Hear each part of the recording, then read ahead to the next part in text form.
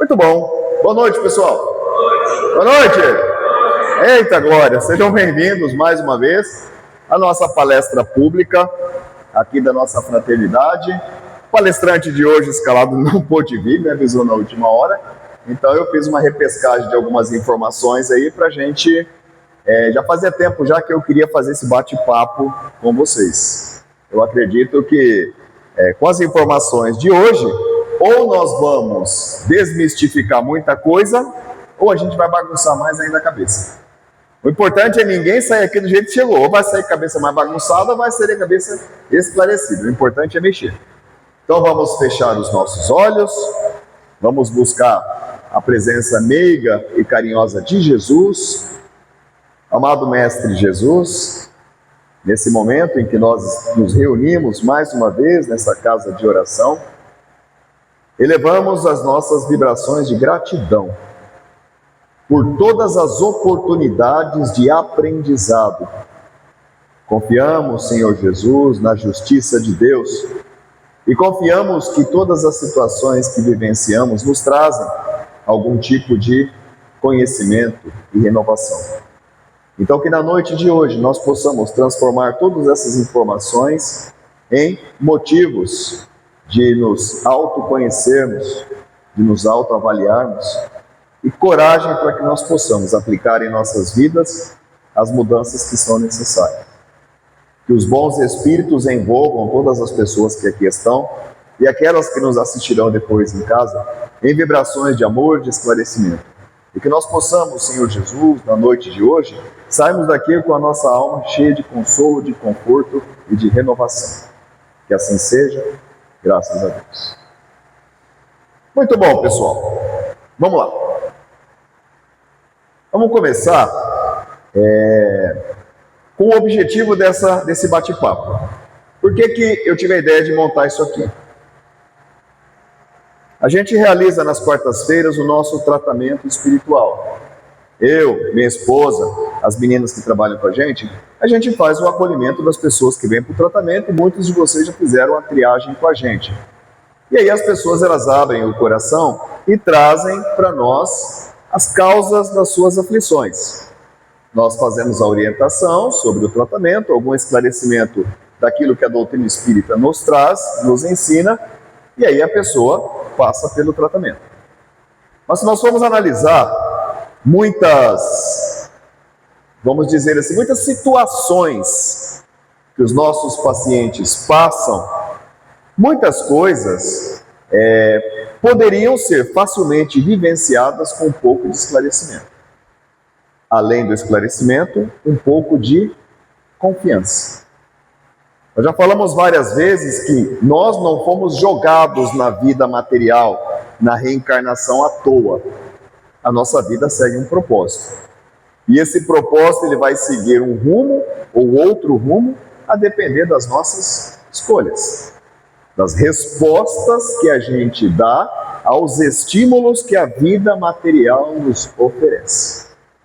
Então esse é o foco. Já viram notícias como essa? Tantas tragédias, né? Homem matou a ex-esposa na frente do filho de 6 anos. E mais? Filho que matou o pai e tentou matar a mãe por herança é condenado. Quantas tragédias, não é? O marido mata a esposa por ciúme, mata os filhos, tantas coisas. Cunhado mata cunhado. Se a gente for voltar no tempo e lembrar na época do Brasil colonial, até no início do século passado, os grileiros de terra que invadiam o sítio do vizinho, matavam o vizinho para tomar as terras dele, os senhores feudais que assassinavam, mandavam matar o vizinho para poder ficar com a terra, com a mulher dele, com as posses dele. Então nós percebemos que ao longo da evolução da humanidade, o ser humano sempre tem atentado contra os direitos do seu semelhante, contra a vida, contra a saúde, contra a propriedade, motivados pelos seus interesses. E o que é interessante é que, assim, um indivíduo que tem esse tipo de perfil, quando ele morre, O que a gente aprendeu na igreja? Se foi mal, vai para o inferno e vai ficar lá penando na eternidade? Talvez se fosse assim, a gente não teria tantos problemas. Por quê? Porque não teríamos a influência das trevas. Não, preste atenção, nós estamos num centro espírita, então nós precisamos enxergar, fazer uma leitura da nossa vida conforme nos ensina a doutrina espírita. Se eu fosse um pastor evangélico, obviamente que eu falaria conforme a teologia evangélica. Se eu fosse um padre, eu falaria conforme a teologia católica. Mas como eu sou espírita, e nós estamos no centro espírita, nós vamos conversar conforme o espiritismo. Mas eu não concordo com o que você falou. Nós temos uma série de outras igrejas, cada uma fala de um jeito, e a gente pode procurar algo que fale do jeito que eu queira aceitar. Mas se nós nos propusemos a seguir o que o espiritismo ensina, então precisamos abrir a nossa mente para o que o espiritismo nos traz. Beleza? Bom, primeira coisa, o espiritismo não acredita em criaturas que foram criadas para serem eternamente más. Então aquele princípio de que existem demônios que serão condenados ao fogo eterno não existe. Da mesma forma que criaturas que já foram criadas angelicais também não existem. Então o que existe? Se não existe anjos e demônios, existe o quê? Existem espíritos em processo de evolução. Jesus foi criado por Deus, simples e ignorante como nós, pelos seus méritos, há bilhões de anos atrás, ele galgou o processo de evolução e chegou no nível mais alto da evolução de que nós temos notícia. Todos os espíritos que hoje chegaram à perfeição passaram pelo mesmo processo de evolução e venceram as suas dificuldades, aprenderam com os erros, conquistaram as suas virtudes. Eu, vocês, os espíritos que estão aqui, estamos em processo de aprendizado e de evolução. É assim que funciona. Então por que tem espírito que pratica o mal? Porque ainda está navegando na ignorância, banhando-se nas águas da ignorância. Enquanto permanecer na ignorância, vai arcar com as consequências. Então o indivíduo que pratica isso aqui, filho matou o pai, o cara matou a esposa, são espíritos que estão navegando na ignorância, no erro. E, considerando que Deus sempre deixa aberta a porta para a nossa regeneração, eles também passarão pelo processo de regeneração e vão pagar os seus erros. Está combinado assim? Esse é o primeiro pressuposto. Então, aí voltando, um indivíduo maldoso que sempre praticou mal, um chefe de facção, que manda assassinar, queimar os seus inimigos, quando ele morre, vai para o fogo eterno do inferno? Não. Vai continuar influenciando outras pessoas que estão na mesma esfera de vibração. Ele não será apartado da influência mental. Então por que Deus permite isso? Para testar o nosso livre-arbítrio e a nossa resistência. Resistir ao mal é uma opção que Deus nos dá.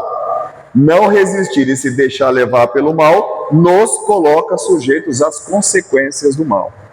É uma balança. A justiça de Deus nos coloca numa balança. Hoje eu estava conversando com uma amiga minha, não sei se ela vai assistir, a dona Helena do Ebizu. Às vezes a gente fica horas conversando sobre espiritualidade, uma pessoa que eu gosto muito. Nós estamos analisando a situação de um menino que sofreu um acidente de moto e perdeu uma perna. E onde ficaria a justiça de Deus? Um menino bom, vai na igreja, tal. Onde estaria a justiça de Deus? A justiça de Deus está em nos colocar à disposição para nós pagarmos os nossos próprios débitos na proporção da nossa esclarecimento. Emmanuel nos ensina que a mente arrependida impulsiona o seu próprio destino para que ela venha, através das dificuldades que vivencie, aplacar o seu complexo de culpa. Os meninos que são casados, quando a gente pisa na bola com a esposa, não fica um chorô, quer comprar flores, quer trocar o carro, e as mulheres aproveitam, né? Manda botar silicone, leva para viajar, faz um monte de coisa. Enquanto o indivíduo está arrependido, está gastando, né? Então não pode ser mochiba, está gastando. Por que ele quer fazer aquele monte de coisa para agradar? Porque não está com dor na consciência? Esse é o mesmo princípio. Um indivíduo que comete um erro, depois que ele toma consciência do erro que cometeu, surge o desejo de reparar o seu erro. Essa é a justiça de Deus. Por isso que Jesus disse: reconcilia-te com teu adversário. Mas vamos lá, bora lá. Como que tudo começou? Lá na França, na sociedade europeia, lá pelos anos de 1800 e lá vai pedrada, aconteceu um fenômeno na sociedade francesa que era muito legal. E aquilo virou febre, não é? É que naquela época não tinha celular nem rede social para filmar, senão não ficar conhecendo. Então o pessoal falava de boca a boca. Nos grandes salões da alta sociedade, as pessoas se reuniam para ver um fenômeno que acontecia. O fenômeno das mesas girantes. E o que é mesa girante? Está vendo essa mesinha aqui? Ela levantava no ar, apoiava num pezinho só e ficava girando. Girando, sozinha. Não tinha truque, não tinha inteligência artificial para fazer isso. Girava sozinha, com uma cadeira aqui, ficava assim. E ficava girando. E todo mundo dando risada, tomando um champanhe. Se fosse hoje, estaria tomando cerveja, mas naquela época tomava champanhe e a mesa girando. E aquilo virava festa. E todo mundo dava risada. Aí eles começaram a fazer pergunta: mesa, tem algum espírito aí? Se tiver, dá uma pancada. E a mesa fazia assim, ó. E todo mundo dava risada. Mesa, é o espírito de alguém que morreu? Se for, dá uma pancada. E a mesa. E o pessoal ficava perguntando: mesa, minha mulher está me traindo? Se for, dá uma pancada. E a mesa fofoqueira dá uma pancada. Então as pessoas ficavam perguntando futilidades para a mesa. Isso ficou muito comum. Então era comum. Lembra, na minha época, quando eu era criança, era comum de fazer a brincadeira dos copos que andam, né? Pessoal, hoje a molecada nem para isso serve mais, né? Você nunca fez a brincadeira dos copos que andam? Não, a gente fazia na escola. Fazia, João, brincadeira. Eu morria de medo, mas a gente fazia. Tava lá. Fazia brincadeira. Era comum na minha época, hoje não tem mais. Então naquela época era comum. Por que que os espíritos fizeram esse movimento? Para chamar a atenção de uma pessoa. Uma pessoa. Que ele ficava sabendo, mas como era futilidade, ele não se interessou. Um professor, pedagogo, já tinha livros escritos na área da educação e tal, que se chamava Hippolyte Léon Denisard Rivail. Professor Rivail. Já tinha seus 50 e lá vai pedrada. E aí o pessoal falava: professor, o senhor que é muito sujo, você ficou sabendo que as mesas estão rodando? Ele falou: fiquei. Você não vai estudar? Não. Por quê? Porque é bagunça. Eu não corro atrás de bagunça, não me interessa.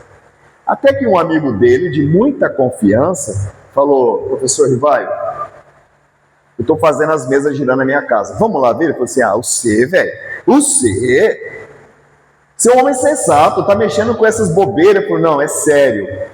Vamos lá ver. E ele foi. E ele começou a perceber que havia um princípio inteligente por trás dessas mesas, porque respondia a perguntas coerentes. E ele começou a fazer perguntas inteligentes e as mesas foram respondendo perguntas inteligentes. A partir daí, ele foi desenvolvendo técnicas de que essas respostas viessem mais rápido. Então, depois das mesas, como ele já viu que existia uma consciência espiritual que mexia nas mesas, ele arrumou uma cestinha, botou um lápis no meio da cesta e botou um alfabeto na mesa. Aí, o mesmo espírito que fazia a mesa girar, ele ia empurrando o alfabeto e ele foi escrevendo. Depois, os espíritos falavam: olha, é muito mais fácil você pegar logo um lápis, botar na mão de um médium, que ele vai escrevendo. Só que ele começou a duvidar: mas será que o médium não está influenciando? Então o que ele fazia? Ele mandava carta, ele sabia que em várias partes do mundo tinham pessoas que escreviam também. Então ele mandava cartas com a mesma pergunta para várias partes do mundo e chegava a mesma resposta. Naquele tempo não tinha o WhatsApp. Um não conhecia o outro e chegava a mesma resposta. Então ele teve certeza absoluta de que havia espíritos, consciências espirituais que chamaram a atenção dele para trazer aquelas mensagens. E aí o que ele fez? Ele montou uma cronologia. Ele montou um esquema lógico de perguntas e respostas para atender com base nos princípios da filosofia, da espiritualidade. Aí ele foi escrevendo, compilando, estudando, analisando, montando o material, até que no ano de 1857 ele lançou o Livro dos Espíritos. A primeira edição tinha 500 perguntas e respostas, a segunda edição já é completa com 1018 perguntas e respostas na área da filosofia, da espiritualidade, perguntas coerentes. Bom, para que esse preâmbulo? Para nós entendermos que as respostas às nossas indagações de hoje foram construídas de uma forma lógica, coerente e bem estudadas, sem sombra de dúvidas. E aí o espírito que coordenou tudo isso aí assinava como o Espírito de Verdade. E na verdade era, lá atrás, quem é o Espírito de Verdade? O próprio Senhor Jesus. Outros espíritos, como Paulo Apóstolo, João Evangelista, Santo Agostinho, Erasto, todos eles vieram assinando mensagens e que estão nos 5 livros que Kardec publicou. Muito bom. Do Livro dos Espíritos nós vamos tirar as informações que nós precisamos para responder as perguntas que temos hoje. A primeira coisa que nós vamos entender é a lei de sintonia, afinidade. Você não tem os amigos que estão na mesma esfera de pensamento e de preferência? É raro você ver um corintiano fanático ter amizade com um palmeirense, a não ser que seja marido e mulher. Geralmente o corintiano se junta com corintiano, o palmeirense se junta com palmeirense, o São Paulense se junta com São Paulino. Isso é a lei de afinidade. Se até nas nossas relações nós nos aproximamos, os semelhantes se agrupam, é uma regra da biologia. Se nas nossas relações interpessoais a gente procura pessoas que estão na mesma frequência, nas nossas relações espirituais também. Nós somos como se fôssemos um rádio que entra em conexão conforme o nosso estado de espírito. Então eu posso ir do céu ao inferno, do inferno voltar ao céu, com base na minha frequência energética. Vibrações como pessimismo, raiva, inveja, mágoa, melancolia, rancor, vitimismo, nos conecta com esferas inferiores e espíritos naquela mesma frequência. Pensamentos de paz, amor, esperança, nos conecta. Depois que inventaram inteligência artificial, ficou gostoso fazer palestra, né? Porque a gente manda ele fazer, ele faz uma imagem bonita para nós. Nos conecta com a espiritualidade superior. Se a gente parasse aqui a nossa palestra, você já vai sair com uma informação muito importante, porque as causas do meu sofrimento, elas vêm de acordo com a minha própria vibração. Sou eu que tenho o compromisso de oscilar a minha vibração. Se eu permito que sentimentos tóxicos permaneçam vibrando na minha mente, no meu coração, eu não vou deixar de vivenciar o sofrimento, a conexão com essas criaturas aqui. Livro dos Espíritos, questão 459. Kardec pergunta para os espíritos: influem os espíritos em nossos pensamentos, em nossos atos? Esses caras que já morreram. E assim, se todo mundo, aquela ideia de que a gente vive uma vida só, quando a gente mora, ficar tudo adormecido, no dia do juízo final, vai despertar todo mundo, isso aí não cola. Porque imagina quanta gente já morreu desde quando a população pisou na Terra pela primeira vez. Aonde é que vai botar esse povo tudo ressuscitado? Não cabe, vai ficar um em cima do outro. Então, mais uma justificativa da reencarnação. É cíclico. Morreu, volta a vida. Morreu, volta a vida. E a espiritualidade permita que vivam no planeta Terra a quantidade de pessoas que a Terra consegue sustentar. Quando o negócio, a população começa a ficar muito grande, aí vem algum cataclismo, alguma coisa que tira um pouco de gente para não acabar com os recursos materiais. Os espíritos afetam os nossos pensamentos? O que os espíritos falam para Kardec? Muito mais do que imaginais, a tal ponto que de ordinário são eles que nos dirigem. Muito comum, a grande maioria das nossas atitudes são tomadas por influência dos espíritos. Vamos repetir? A grande maioria das nossas atitudes são tomadas por influência dos espíritos. E quais espíritos? Depende da minha sintonia. Se eu estiver com a minha sintonia negativa, quais são os espíritos que vão influenciar nas minhas atitudes? Se eu estiver com a minha influência boa, positiva, vibrando paz e amor, quais são os espíritos que vão influenciar minhas atitudes? Questão 460. Temos pensamentos próprios e outros que nos são sugeridos? O que ele quer saber? Se os pensamentos que eu tenho, se essas informações que eu tenho, fui eu que criei, ou esses pensamentos eles foram ditados por alguma outra consciência, por algum outro espírito? É o que ele está perguntando. E o que os homens responderam? Sim, e tantas vezes são de tal modo múltiplos que vos confundis, sem o saberdes, tendes vários pensamentos ao mesmo tempo sobre a mesma coisa, e são eles que vos inspiram uns aos outros.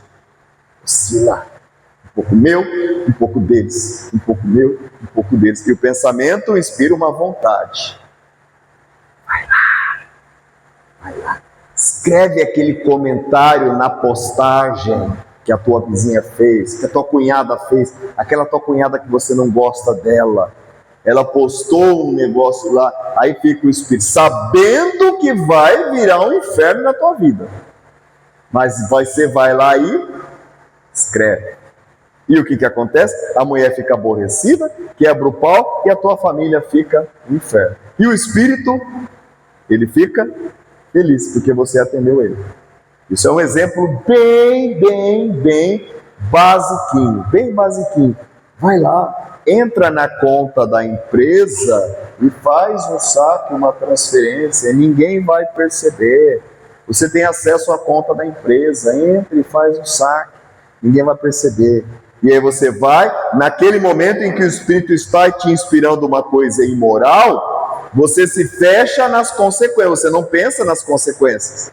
E aí quando você faz, o Espírito se afasta. E aí a tempestade cai na sua cabeça. Os Espíritos, eles fazem o trabalho infernal deles, de nos inspirar. Mas a decisão é sempre nossa. Questão 461. Como distinguir um pensamento próprio de um sugerido? Quando o pensamento é próprio, é sempre de vosso interesse. Quando é um pensamento sugerido, pode ter por fim ou interesse alheio ao vosso. Por exemplo, eu estou com fome. Vou sair e vou comprar um pastel. E vou comer. Esse pensamento de sair e comprar um pastel, de quem que é? De quem que é o interesse? É meu. Então é um pensamento meu. Mas e aquela companheira de serviço, aquela secretária? Não digo secretária, vamos lá. Da base lá. Na minha base. Digamos que tem uma companheira lá, muito bonitona, que não tem. Mas digamos que seja muito bonitona uma companheira, que ela dá umas ideias. E aí ela manda aquela mensagem assim. Oi, sumido. O que você vai fazer hoje? Eu digo, nada, estou de boa. Minha esposa está viajando, vou dormir cedo. Ela, vamos tomar um negócio? O que você pensa? Vou? Não vou? Vou? Não vou? Ela, ninguém vai ficar sabendo. Vou? Não vou? Vou? Não vou? De quem que é o interesse? É meu? Um pouco meu. Mas, como filtrar? Como saber se esta influência é positiva ou é negativa? Coloca no filtro da moralidade. Isso é moral ou é imoral? É moral ou é imoral? Imoral. Então qual que é a influência? Negativa. Aniversário da minha esposa. Surge o pensamento da minha vida de chamar ela para jantar fora. Vamos jantar fora? Ah, que boa, vai. Sobrou ainda uns R$100 no limite do cheque especial. Vamos gastar tudo esse negócio aqui. Vamos lá, vamos jantar fora. De quem que é esse pensamento? É moral ou é imoral? É moral ou é imoral? É moral. Outra coisa, fui dormir, minhas crianças estão no quarto delas, eu estou deitado, de repente me vem um pensamento, cara, aquele abajur do quarto das crianças estava com um fio meio desencapado, acho que eu vou lá desligar aquele negócio, porque vai que dá um curto. Quando eu chego lá, está saindo uma fumaça. Esse pensamento é moral ou é imoral? É um pensamento de proteção, não é? Então, quem que está me inspirando esse pensamento? Os meus protetores. Todo pensamento que tem o fim de eu fazer uma coisa boa, de eu me proteger, de eu me preservar, fazer algo que não vai prejudicar ninguém, vai melhorar a minha vida, é um pensamento inspirado pelos espíritos benevolentes. Todo pensamento que me leva a fazer alguma coisa imoral, sabendo que tem o potencial de fazer alguém sofrer, é um pensamento inspirado pelos espíritos inferiores. Pegou a ideia? Pegou a visão? Questão 464. Com que fim nos induzem a praticar o mal? Por quê? E por quê? O que ele vai ganhar com isso azedando a minha vida? Né, seu Euclides? O que o Espírito vai ganhar atrapalhando a minha vida? Com qual objetivo?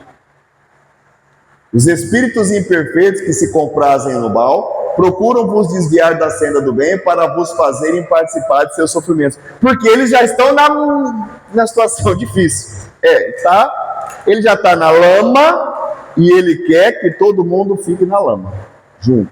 Eles sofrem e querem que a gente sofre também. Isso acontece com gente encarnada.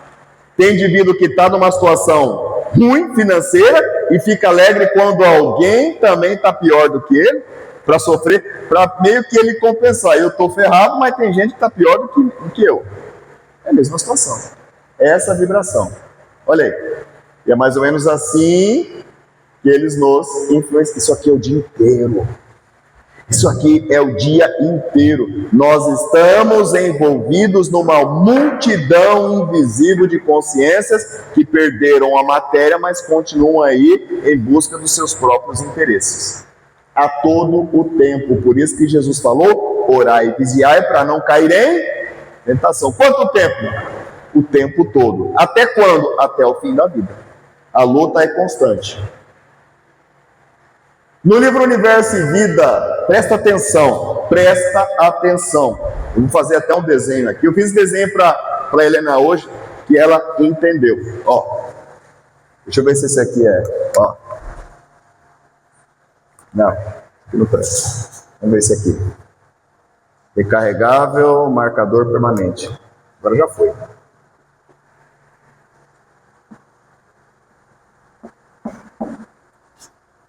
Presta atenção numa coisa, meu povo. Esse círculo aqui é a esfera das consequências do nosso livre-arbítrio. O meu livre-arbítrio, praticando o mal, mesmo que influenciado por consequências espirituais, fazem com que eu tenha um balaio de atitudes que prejudicam as pessoas. Toda vez que eu violo a balança de justiça divina, praticando mal contra alguém, eu me sujeito a receber o mal na mesma proporção. É assim que funciona, porque Deus é soberanamente justo e bom. Então, dentro da minha vida, existe o balaio de coisas ruins que precisam acontecer comigo, porque eu usei mal o meu livre-arbítrio. Beleza? Então existe essa gama de situações. O que os espíritos malévolos eles podem me proporcionar? Os espíritos que querem me prejudicar, até aonde eles podem me prejudicar? dentro deste círculo das consequências do meu livre-arbítrio. Nenhum espírito leviano, imperfeito, pode te prejudicar além daquilo que é colheita das nossas próprias atitudes. Jesus disse: é necessário que haja escândalos, mas ai daquele por quem o escândalo vier. Então, por exemplo, se um espírito influenciar uma pessoa a ir numa festa, ingerir bebida alcoólica, voltar para casa dirigindo, e este indivíduo que está com a sua percepção neuromotora afetada pelo álcool, entra na contramão, atropela o motociclista que está voltando da Assembleia de Deus, indo para casa, e mata o motociclista. Quem está errado? O motorista bêbado, não é? Ele, com o seu livre-arbítrio, assumiu o risco de dirigir bêbado e matou o motociclista. Mas o motociclista não era pai de família, não estava vindo da igreja, acorda cedo, vai trabalhar, não prejudica ninguém. Então por que ele sofreu esse acidente e morreu? Ou ficou paraplégico, perdeu uma perna, vai ficar vegetando? Por quê? Se a gente considerar a nossa trajetória espiritual como uma única vida, isso é injustiça. Se isso é injustiça, Deus é injusto. E se Deus é injusto, Deus não é perfeito, Deus não existe. Se a gente começar com o parâmetro, Deus é perfeito. Se Deus é perfeito, Ele é justo. E se Ele é perfeito, Ele é justo, não acontece injustiça na nossa vida. Então essa morte desse motociclista não é uma injustiça. Mas se não é uma injustiça, o que ele fez para merecer? Aí a gente pula de outra encarnação. E a gente vai ver ele lá no passado, cometendo a mesma atitude e prejudicando outras pessoas. Mas, Flávio, isso é um ciclo vicioso. Até onde, se eu matei, eu vou morrer assassinado.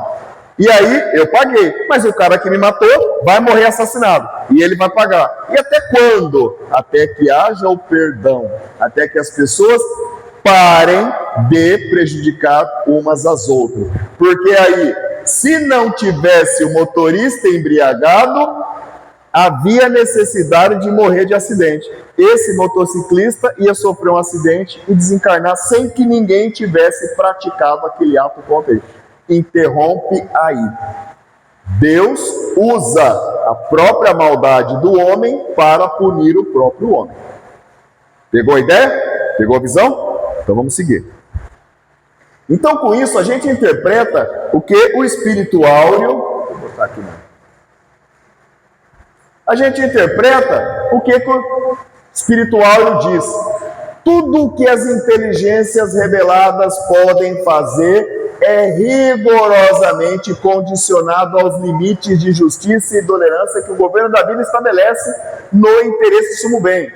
Podem nos ferir sempre que nossos erros nos coloquem ao alcance de sua maldade.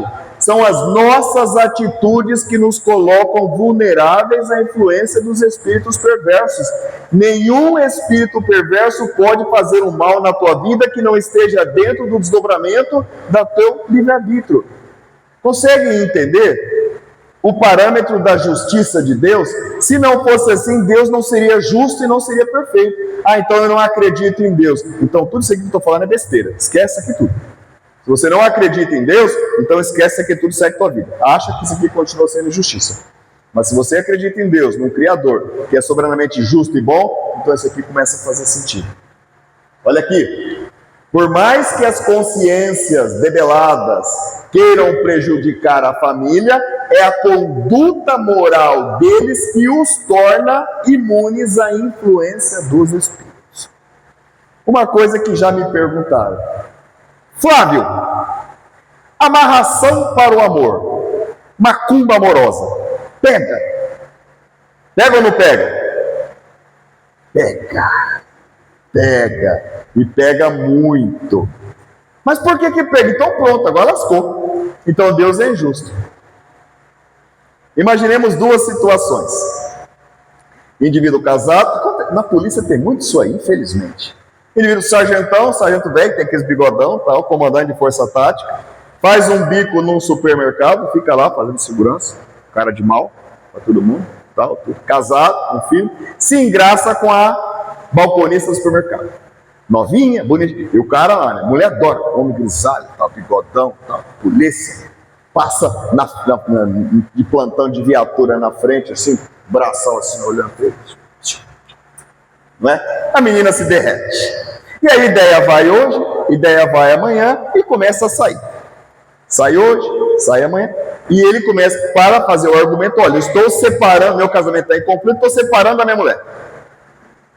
E a menina se apaixona. O que ela começa a construir? Arrumei o homem da minha vida. Ele vai largar da mulher, já tem salário, vai pagar minha faculdade, vou ser feliz, arrumar um monte de filho, vai ser feliz. Aí essa menina começa a cobrar, e ele começa a desengraçar dela, porque ela já virou banalidade, já engraça, ele arrumou outro bico na farmácia, já engraça com a atendente da farmácia, e começa a tesourar essa menina. Ah, é? Aí quando ela percebe que o negócio não vai virar nada, o que ela faz?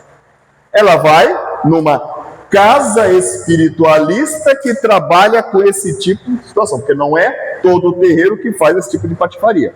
Não coloquemos todos os umbandistas no mesmo balaio, que isso não é verdade. Seremos injustos com os umbandistas que trabalham sério. Ela vai lá. Aí o que o sacerdote fala lá? Traz alguma coisa dele. Traz uma cueca, uma peça de roupa dele e tal. Aí ela liga para ele: vamos sair pela última vez? Só para despedir. Estou apaixonada por outro cara. Sai. Aí ela pega alguma coisa dele. Cueca, um fio de cabelo, cuspe, sei lá. Coisa. E a mulher lá faz lá uma timanha ali e tal, para os espíritos influenciarem. Para o cara largar da mulher e se engraçar e ficar junto com essa menina. Esse tipo de macumba vai pegar? Vai. Muito. A vida do cara vai virar um inferno. E ele vai vir para cima dela com uma possessão, um ciúme doentio. A grande maioria das pessoas que paga amarração por amor, paga dobrado para desfazer, porque o relacionamento vira um inferno. A pessoa vem enfeitiçada. Mas por que pega? Porque já existe um vínculo de imoralidade que une essas pessoas. Coloca ele, o livre-arbítrio dele, coloca ele sob a influência de consciências malignas. Os espíritos vão conseguir acessar o campo mental, colocar no processo de obsessão, que é a fascinação, e ele só vai enxergar aquela mulher. Muito bom. Então, quando existe um vínculo de imoralidade, esse tipo de manipulação energética funciona. Agora, digamos que o cara, sargento, vai no centro, trabalha na sala mediúnica, além de ser um cara, apesar de ser um cara bonito, atraente, não dá moral para a menina. Ela está apaixonada, enfeitiçada. Ele fala: tudo bem então, mas nunca teve nada. Ela pode matar um caminhão de galinha, não vai pegar. Por quê? Porque não existe um vínculo imoral que une essas pessoas. Porque a conduta moral dele protege ele da influência. Não é a energia da macumba, é a atuação dos espíritos que se comprazem com aquela oferenda. Entendeu? Pegou a visão? Questão 893. Qual a mais meritória de todas as virtudes? Kardec pergunta para os espíritos: qual a mais meritória? Todas as virtudes. De todas as coisas boas que o ser humano tem, qual é a melhor característica, qualidade do ser humano? Toda virtude tem seu mérito, porque todas são sinal de progresso no caminho do bem. A virtude sempre que há, resistência voluntária ao arrastamento das más paixões.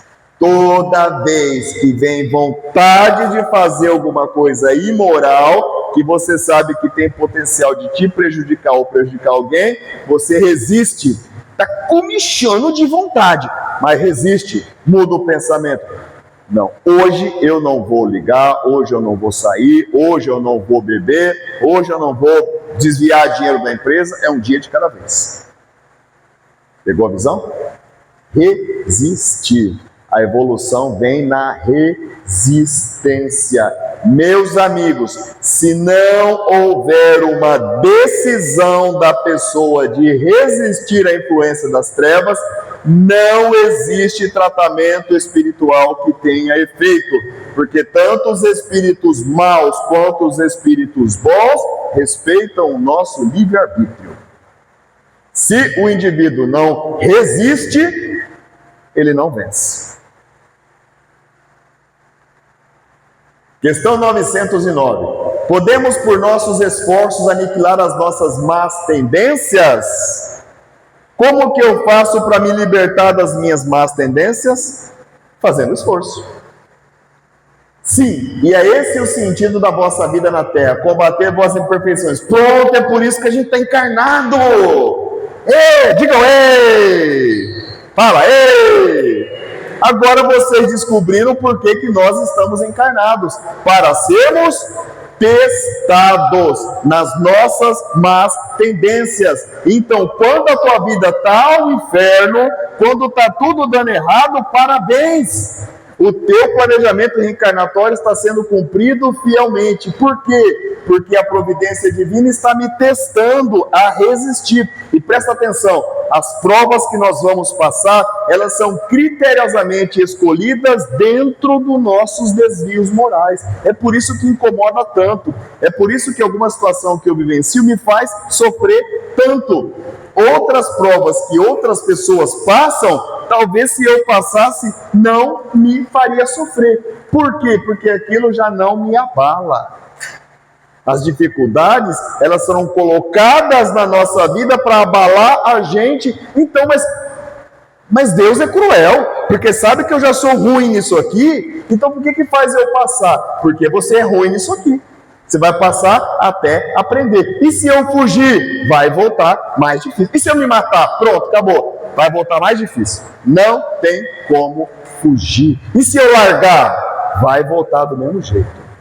Por quê? Porque as dificuldades, elas são colocadas em nossa vida para nós dentro daquilo que eu tenho imperfeição. Imagina uma aula de matemática. O menino, ele é bom em conta de somar e subtrair e dividir, mas ele é ruim na conta de multiplicar. O que a professora vai fazer? Vai dar uma prova só de conta de multiplicar para ele, porque ele não precisa mais ser testado naquilo que ele já aprendeu. Os espíritos inferiores, eles nos influenciam a alimentar os nossos prazeres. Espírito inferior não vai fazer a tua vida virar um inferno, porque ele sabe que você vai vir para o centro procurar ajuda espiritual. E vai te tornar inacessível. Ele vai te alimentar naquilo que te dá prazer.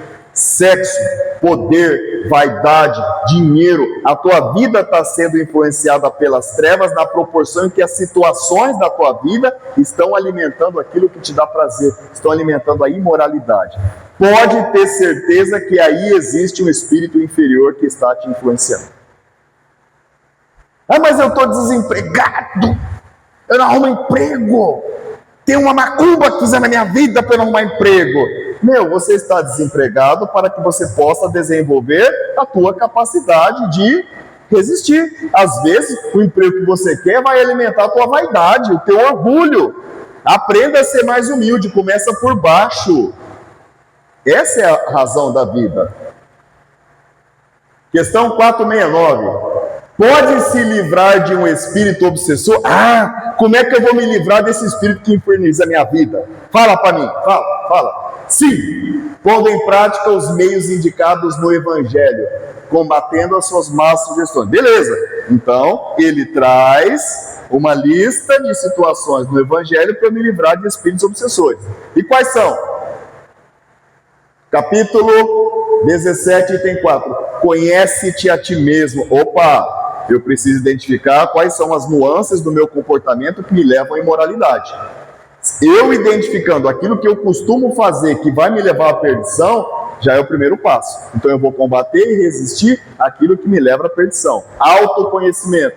Segundo, oração é a comunicação do homem com Deus. Pela oração elevamos-nos a Ele, agradecemos e pedimos. Meu, tá difícil, você está na beira do abismo para cair, tá difícil de resistir? Para e ora, meu Senhor, me dê forças para resistir. Eu sei que isso que eu quero fazer é imoral, é errado.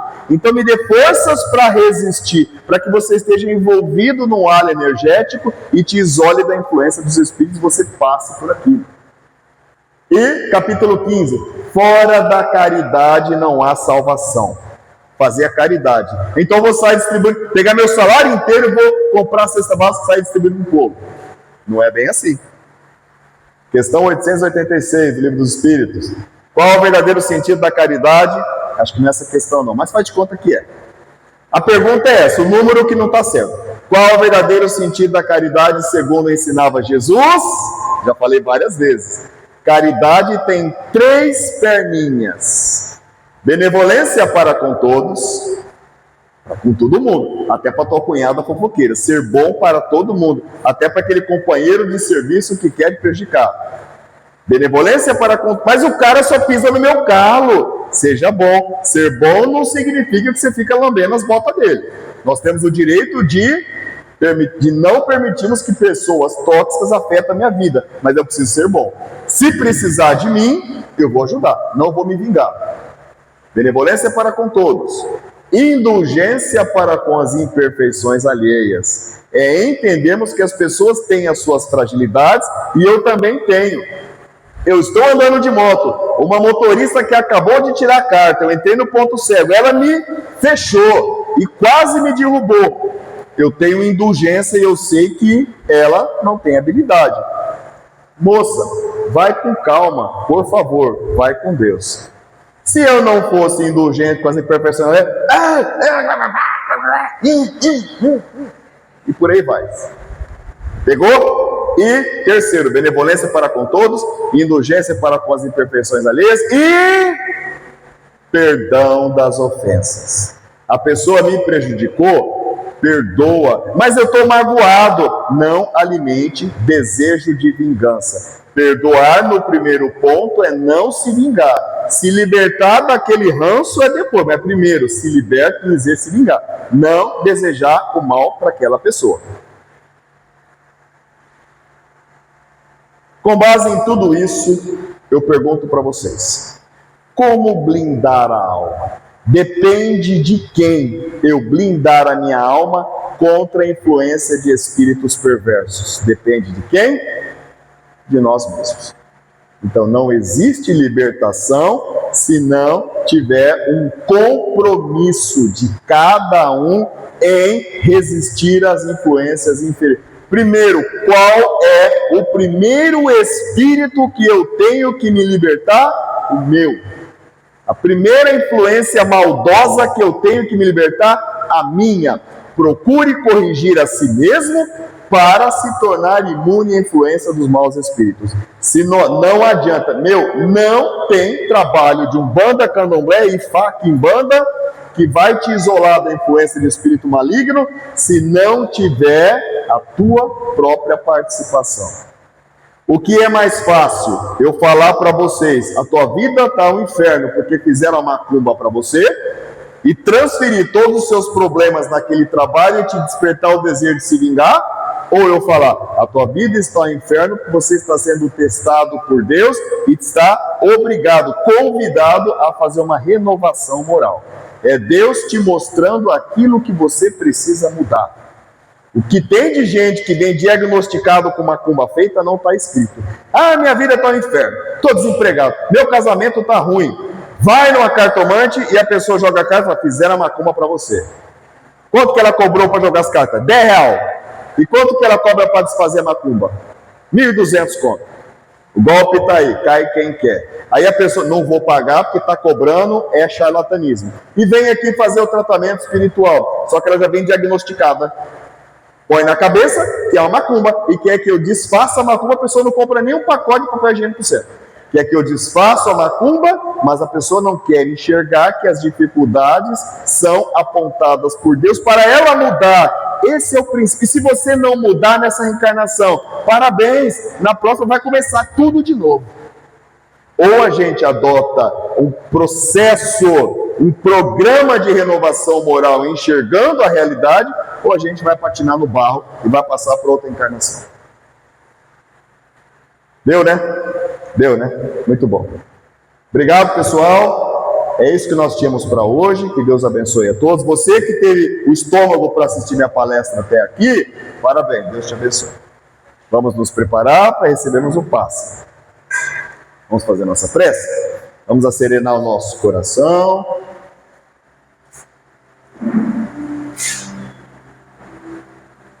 Fechando os nossos olhos, respirando tranquilamente. Vamos mentalizar Jesus diante de nós, com seu olhar meigo. Jesus não acusou ninguém, não condenou ninguém, não apontou os defeitos de ninguém. Jesus, ele veio para trazer conforto. Quando ele disse: vinde a mim todos os que estáis aflitos e eu vos aliviarei, ele veio nos estimular a seguirmos os seus ensinamentos. Seremos aliviados a partir do momento em que amarmos o nosso próximo como a nós mesmos, em que perdoarmos os nossos inimigos, em que praticarmos o bem. A verdadeira libertação começa por nós mesmos. Senhor Jesus, nesse momento de oração, nós queremos te pedir, Senhor, que tenhamos a lucidez, a serenidade, para dentro do processo de autoavaliação possamos enxergar aquilo dentro de nós que é a causa dos nossos problemas. Antes de colocarmos a culpa nos outros, Jesus, que nós possamos voltar os olhos para nós mesmos, sabendo que nós somos os causadores das nossas mazelas. Nós queremos te pedir, Senhor Jesus, a coragem, a força, a resistência para aplicarmos em nossas vidas um processo de mudança. A gente sabe que é tão difícil, Jesus, parece que as coisas estão tão difíceis, mas nós te pedimos que o Senhor esteja ao nosso lado, nos ajudando, nos protegendo, nos amparando. Nós agradecemos aos espíritos benevolentes, trabalhadores dessa casa, que nos acolheram aqui hoje. Eles conhecem as nossas mazelas, nossas imperfeições, mas também sabem o tanto que nós estamos sofrendo. Então, Senhor Jesus, que os espíritos consoladores possam nos apoiar na turbulência desse momento que nós estamos vivenciando.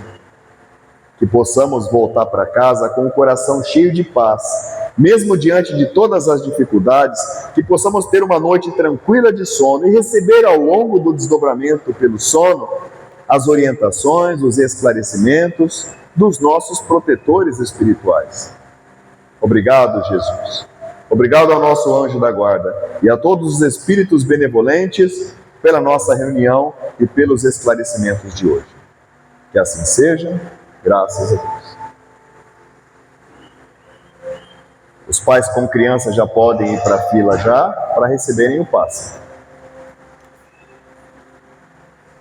Vamos lá, pegue a tua criança, já pode ir indo já.